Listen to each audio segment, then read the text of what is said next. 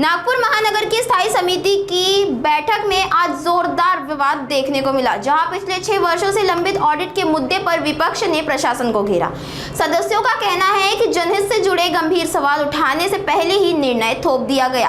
वहीं स्थायी समिति अध्यक्ष शिवानी दानी वकरे ने आरोपों को खारिज करते हुए कहा कि नियम और शिष्टाचार का पालन करने पर ही सार्थक चर्चा संभव है और विवाद के बीच कामकाज बाधित करना उचित नहीं है। आइए देखते हैं कि क्या कहना है स्थायी समिति अध्यक्ष शिवानी दानी का। ही स्टँडिंग सुरू झाली।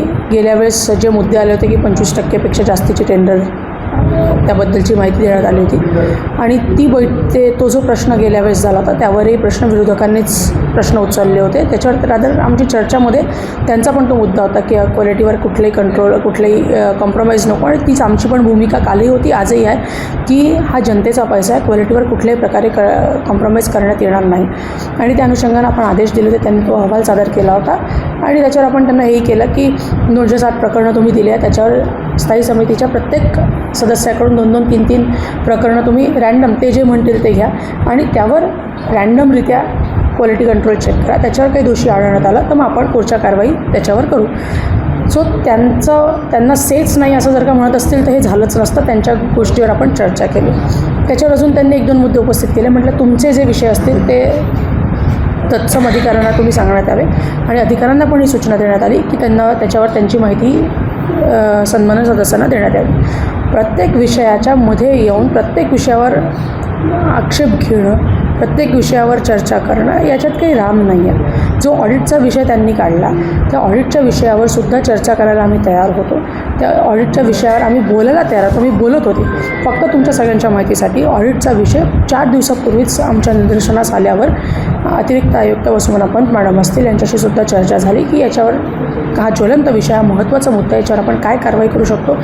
काही माननीय आमदार महोदयांनी सुद्धा याची दखल घेतली आणि त्याच्यानंतर आमच्या चर्चेनंतर हे पेपरमध्ये छापण्यात आलं। हे प्रकरण उघडकीस आलं। त्याच्या आधीच आम्ही त्याच्यावर काम करणं, त्याच्यावर चर्चा करणं गेल्या आठवड्यामध्ये सुटलं होतं की आठवड्यामध्ये आपण बसून त्याच्यावर काहीतरी तोडगा काढायला पाहिजे। आयुक्त साहेबांच्याही कानावर हा विषय टाकण्यात आला। सो अशा सगळ्या परिस्थितीमध्ये तुम्हालाच सगळ्या गोष्टींची येऊन पडली आणि आम्ही काही काम करत नाही हो असं तुम्ही जर का आवेश आणत असाल तर ते स्वीकारार्ह नाही आहे। आम्ही स्टँडिंग चालवायचा प्रयत्न करतो, आम्ही स्टँडिंग चालवतो आहे। हे जनतेचे पैसे आहे, त्याच्यावर योग्य निर्णय घेण्याचा प्रयत्न करतो आहे आणि तुम्ही प्रत्येक गोष्टी तुम्हालाच समजता आणि आम्हाला समजत नाही या आवेश किंवा हे परसेप्शन तयार करायची चुकी करू नका।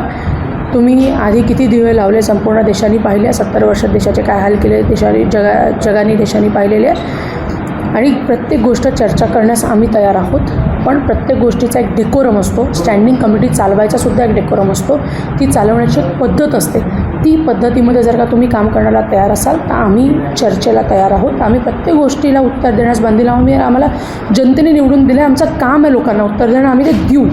पण तुम्ही चुकीचं परसेप्शन तयार करून आम्हाला बोलण्याची संधीच देत नाही। आम्हाला हेच नाही, आम्हाला तेच नाही, ही यांच्यात काही विरोधाभास नाही, यांच्यात काही चुकीचं नाही। यांचा ट्रेंडच आहे। तिकडे राहुल गांधी बोलतात, तिकडे हे बोलतात की आम्हाला बोलू देत नाही। त्यामुळे हा त्यांचा ट्रेंड आहे, त्यांचा कल्चर आहे, काही याच्यात वावगं नाही। डेकोरममध्ये स्टँडिंग चालवू देणार असाल तर ते डेकोरममध्ये चालेल। तुम्ही तमाशे केले तर सभा स्थगित करावीच लागेल। आमची बोलण्याची तयारी आहे, आम्ही बोलायला तयार आहोत, आम्ही उत्तर द्यायला बांधील आहोत आणि आम्ही नियमात राहून या जनतेच्या निवडून दिलेल्या आम्हाला दिलेल्या दायित्वाच्या अधोरेखित आम्ही असल्यामुळे आम्ही काम चांगलं करण्याचा प्रयत्न करत आहोत। विनाकारण चुकीचं परसेप्शन तयार करू नये।